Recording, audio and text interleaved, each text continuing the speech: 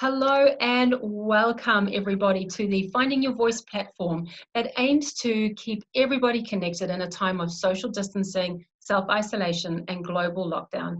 Today, my very special guest is Steve Watson. He's an investment marketing director with an investment firm in Cape Town, South Africa. What he does for a role is he takes investment marketing content, he presents it to large and to small groups in the financial services field, advisors and the like. He generates the content and takes the content, either presents it in person to the advisors, or he'll take the same content financially advising as we go, and we'll pass it off to those firms who will then add their entire social media logos and all that kind of thing around that. So I'm very, very happy. Steve, thank you so much for coming all the way from Africa to meet with me in Auckland, New Zealand. I really, really appreciate it. Would you like to start by telling us a little bit about you, maybe a little bit about your background if you like, and let's get into COVID. I can see that you're in this beautiful place right now. I'm assuming that that's your home, because I believe you're all in lockdown as well. How's that going? It's really, really strange. I think we've found it a little easier. South Africans are a very resilient bunch. So for us, it was once the president said, look, guys, we've got to get behind this, South Africans did get behind it. And I think we've had a few incidents where things haven't gone that well, but by and large, I think we've done very well. And everyone has stuck to the plan. I think that the one time I went out for groceries, I was practically the only person in the shop. So it's going well, but with still early days. I have friends in Spain, and it's very, very tough when it's been going on for a few days. And when it turns into a few weeks, it's a different story entirely. Yeah. Big times now. You know, everyone's been hit a little bit in the pocket, right? And I understand that in South Africa, you may not have as much government support financially in terms of wage subsidies and all that. You're working in the investment field. There's going to be a lot of frantic people out there, a lot of fears. Are you able to talk about any of that at all? Yeah, absolutely. I think if for speaking just about South Africa, the problem that we have obviously is that we've had many years now where there's been very, very poor growth in the economy as a whole.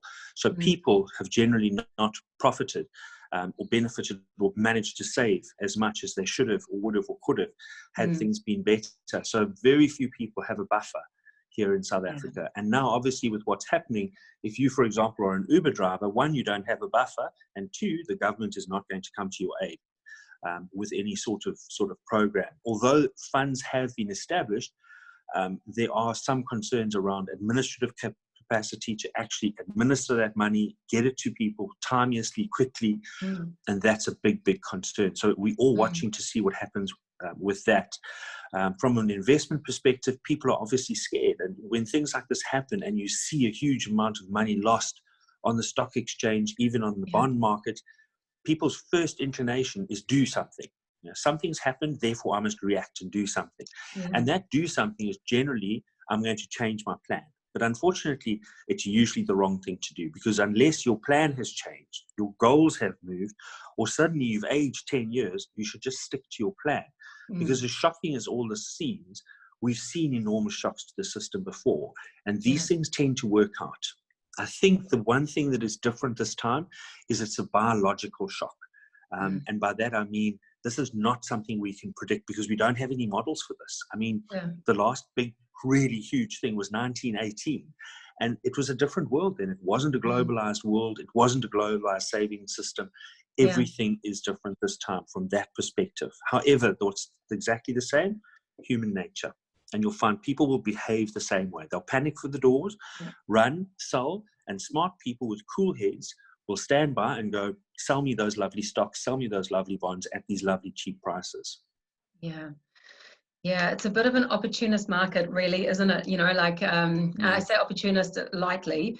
You know, if somebody has advice, for example, from somebody who's in financial, the financial field or in investments, they're going to be like, hey, just keep calm.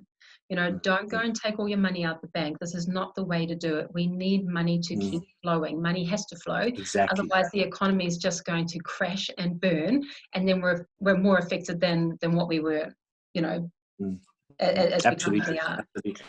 Absolutely. And the thing is that panic starts to self-reinforce, because Yeah. as people sell, prices move down, and then you see people starting to sell more. But fortunately, I think we've got mechanisms in place in the broad market as a whole that prevented a lot of what happened in 2007, 2008. So they're called stop loss mechanisms, and that stopped a lot of the big panic. And we've actually started to see that markets here and there in patches have started to recover. So the normal behavior of markets is actually unaffected. It's not as though the markets have broken, but what we have seen is enormous moves, and that's made people very, very nervous. And it's quite understandable. I mean, it's fine for me to stand here or sit here and say, don't panic, it's all fine. I haven't actually personally looked at my own balances, but I've done that for a good reason. I'm a human being. It's very easy to say to somebody else, don't panic. But when you look at your own balance, then you tend to want to panic. And that's a real worry. Yeah, and I think I can speak to that as well, because in New Zealand, we've got something called KiwiSaver, which, yes? What's that? Sorry, I missed you there. Oh, sorry. We've got something called KiwiSaver, which you can you can opt in or opt out of. And then the idea is that a certain percentage of your wage that you earn goes into your KiwiSaver account, and the employer subsidizes X number of percentage as well. And if you got in early enough, I think the government gave you $1,000 as well, just to kickstart you as well. So, you know, we didn't have something like that a few years ago. We got it, and people were like, no, I'm not giving my money to that, you know, because you could only access it. It's a bit like possibly superannuation, I'm not sure, but where you can access it at 65, or you can, if you haven't owned a house, if you weren't already owning a house, then at some point you could apply for the deposit from your KiwiSaver funds. And I know, like, you can decide if you want to go on conservative or balanced or growth, or, you know, whatever your investment idea was. So obviously, if you were older and you didn't have a lot of years ahead of you, maybe then you'd go for conservative fund. And if you're somebody, for example, whose parents have set it up for you, they're going to be like, look, you're 5. I'm going to get this set up for you now, and I'm going to put it on growth. But what people need to understand, and you can speak to this as well, is that it goes like this, right? It goes up, and it goes down, and it goes up. And if we, every time it went down, if we just panicked and we just sold everything up, we don't then have the ability to show the resilience that the market would show, that it would actually come back up again. And, you know, and I've seen a post on Facebook that's just been like, oh my gosh, have you checked the balance? Like, all doom and gloom. Okay, we don't need any more doom and gloom. We've got reality happening outside our door, you know. Exactly. I think the one thing, the one thing that's been very interesting to see is that this time we haven't seen the same level of panic that we saw in 2008. Because I've been through 2000, 98, I've been through the 99 crash, I've been through this one now, and I've been through 2008. And this one is different in that people are not panicking. I think because they're worried about their health. So they've got something else to think about first. And that's actually quite a good thing financially, because then they're not making stupid decisions, because you're dead right. If you're in something that has the potential for higher growth, and that's usually something that has a lot of shares in it, company shares, then the price for that long-term growth is that large short-term volatility. You can be in cash and you get volatility like this, but the growth is like that. Over the long term, equities will do that, but your volatility does that. And the trick is not to panic when they do this. Exactly. Because if you get out here, you lock yourself into cash and you suddenly lock in that growth. You never get back to this level ever again. Because people forget mathematically, if you go from 100 to 50, it's a 50% loss. If you then have a 50% growth the next year, you're only back to 75. But you're only going to get that 50% growth if you're in equities. If you lock yourself into cash, you will not get 50%. I will put my bottom dollar on it. You've actually ended your financial life by locking yourself into cash at a young age. So the main thing is don't panic. Yeah. And at a time where, you know, we're starting to, reality is almost, it takes a little while. You know, you have the early adopters of fear, right? The people who are like, oh my gosh, it's apocalypse, the world is going to end, you know, and panic. So you've got those people who then make people who are slower to come around, then they start to panic, right? But if you have the person, like you say, the person who's level-headed, who just goes, this is okay, man. Like we've recovered from worse things. We've gone through wars, we're not getting bombed. We've still got a house. We've potentially got a government that's looking to, put things in place, or we've got other people who are supporting us, or, we've got the ability. We're pretty resilient right now. Let's not panic. Let's just be calm with it, and let's just play it out. Let's just take it one day at a time, and let's not look at what our balance is. Because the minute you see that balance drops, now suddenly that feeds back into your fear loop and your apocalyptic loop, and you're like, we're not going to make it, right? And then as soon as you allow yourself to think like that, and then it becomes associated with your finances, it's almost like you're telling your finances, you don't have to make it because I don't think you're going to make it, kind of thing. Yeah, exactly. I mean, it's a story my colleagues are so tired of me telling them, because I've been there a bit longer than most of them. They're all about 12. And I always say to them, if you think about it, I've got a wonderful client who started in the industry when things were a little tough. And at the end of her first year, the chairman of her company stood up to give her the award for best salesperson in unit trusts, which I think you call them the same thing in New Zealand, which largely were equity shares. And he said to her, how on earth did you manage to sell this many unit trusts in the worst crash since the Great Depression? And she's quite charming. She turned around and she went, nobody told me there was a crash. And that's the trick, is don't think about what's going on in the short term, this noise in the market right now, because you're investing for 3, 5, 7, 10, 50 years. If you're a youngster, and you're starting at 20, you've got 50 years to save, because you're not going to be able to stop working at 60 like your parents did. Yeah. You're investing for 50 years. Why are you paying attention to what's happening in 3 months? Yeah. And again, it's easy to say, it's hard to do, but it is the right thing. Absolutely.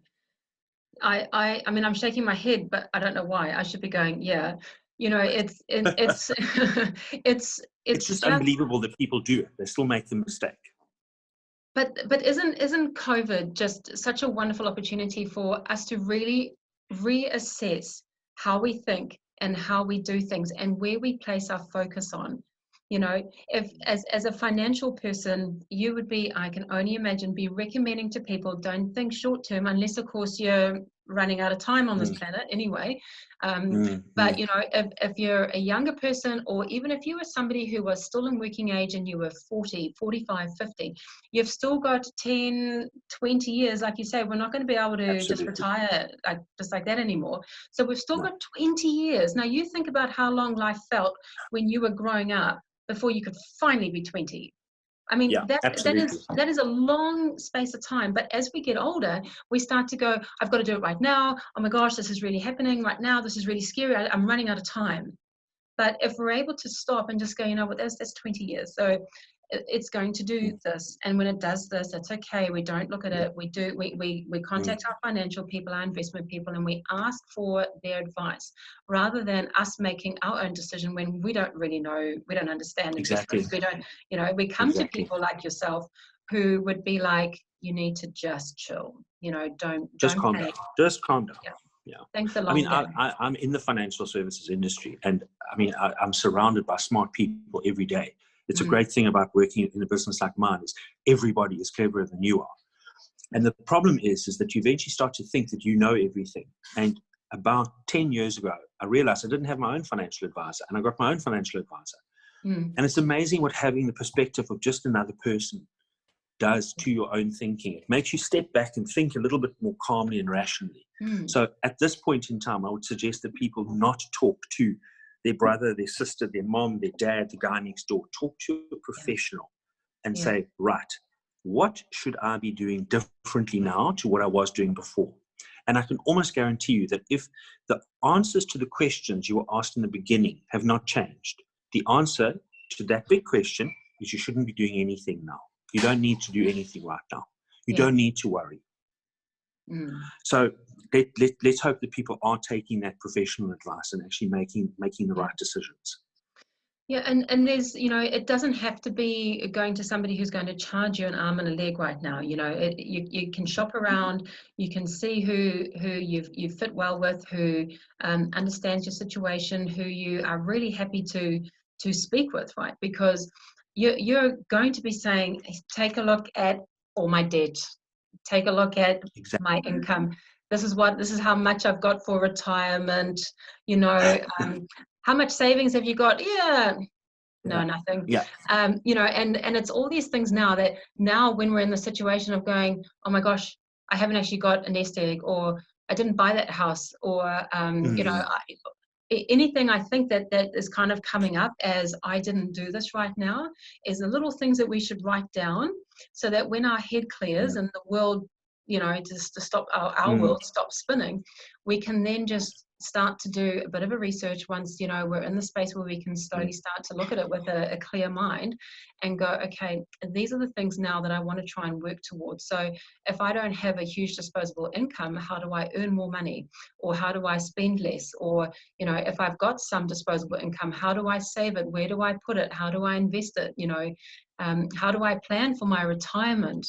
You know, there's so many people. These are all important questions. You know, I think the thing to remember is that you shouldn't ask yourself those questions because of COVID. Those are important questions every single day. You know, and absolutely. the answers don't change every single day, but it's really, really important to behave every single day in accordance with your answers. So if you know that you have not got enough short-term savings, then there's no point putting your money in the Kiwi Saver. You have to save your money so that if something like this happens and you don't have a buffer, that you do have a buffer in the future. Yeah. Absolutely. I mean, really, really sound advice, Steve. Thank you so much. Again, just really appreciate your time. What I'm wondering, Anytime. I mean, thank you. You've given so many gems. You know, like I don't think, like when we think about health at the moment, we're just thinking, right, we need to get our immune system up, and we need to wash our hands, and we need to stay 2 meters away from everybody, and we need to stay inside, and blah blah blah. Okay, but I saw a post going around about the COVID-19 diet, and everyone's putting on weight and getting really fat, you know, and I had to laugh about it because I was like, this is about health, people, you know, like this is as good a time as any to really stop and take stock over what it is that we're putting in our mouth, what it is that we're thinking, what it is, how active are we, you know. But together with that is our financial health, you know. Absolutely. Our financial health is being hammered right now, you know. It is it's being punched, you know. And our financial health is either just going to fall away and just be like, oh, I give up, you know, I'm broke and it's never going to work. Or our financial health is going to be like, hey, you really need to, you know, to pay attention. To do something. Yeah, exactly. And I'm really hoping that anybody who watches this, despite whichever country they're in right now, is actually going, you know what, this is actually really timely. And maybe I'm just going to start seeing, I'm going to do a little financial health check on myself as if I was going to the doctor, and just reassess where I am. And if I'm happy with where I am, I've got an online business, I've got heaps of money in the bank, I've got 5 houses, blah, blah, blah, and I'm helping people. I wish. You know, your financial health, tick that box, it's good, you know. But if you're in a situation where you're like, what if I don't have this job and I can't pay my rent and I can't then afford to feed my family, I'm in a totally different the situation. simplest advice is actually to start with the simplest thing, and that's a budget. Because if you don't know how much is coming in and going out, you can't manage things. What you don't measure, you can't manage. And that's as true for money as it is for your weight. You know, let's not talk about weight, because I'm also starting to feel everything's getting a little bit tight. Too many snacks. But yes, my budget, I still check my budget. So I don't look at my balances, but I definitely look at my budget, and I go, what is this debit? What is this thing coming off my bank account? It's nowhere in my budget, but every month, you know, we have rands, you have dollars. Every month there's 200 rands coming off here. What is this? You've got to keep your eye on the small stuff. So start paying attention, right? Start actually living in the here and now, as opposed to up here, you know, where you're just letting things happen and you don't ask those questions, you know. Absolutely. So I suppose it's difficult as well, though, for people, because when we say pay attention, is what do you pay attention to? Because let's face it, there's also a lot of rubbish out there. I mean, the stuff that I've been reading on Facebook recently about, you know, why social distancing is a bad idea and why we should all just go back to work and everyone just gets sick and then who will die will die. I just think, are you people crazy? You know, it's just insane. quack doctors, honestly, no, there's some real quack stories out there. People Yeah. saying, oh no, herd immunity will take care of us all. Never mind the fact that Bangladesh has got 165 ICU beds for a country, 65 ICU beds for a country of 165 million people. It's the most ridiculous numbers. It's not going to work. So paying attention is great, but you've got to pay attention to experts, experts in their field. So you've got wonderful virologists, but they're talking about epidemiology. Don't listen to a virologist talking about epidemiology. Listen to an epidemiologist talking about epidemics. Yeah. It's that kind of thing at the moment. And you've got, even for us, you've got people who should not be commentating about the market or parts of the market.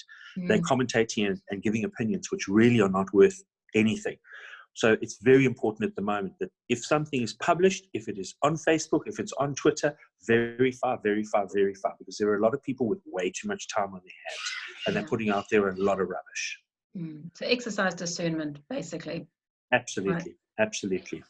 So Steve, thank you. I'm wondering, with everything that you've said, and it's been amazing, thank you so much, what would be your key take-home message for anybody about their financial health right now?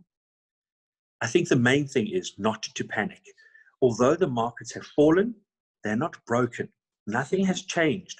Markets in the long term are a measuring system. They measure what things are worth. And all they've done is they've said things right now are worth a lot less than they were. They will not be worth that forever. The market will come back in time. Your choices now will impact on your financial health in the long term. Don't panic. Stick to your plan.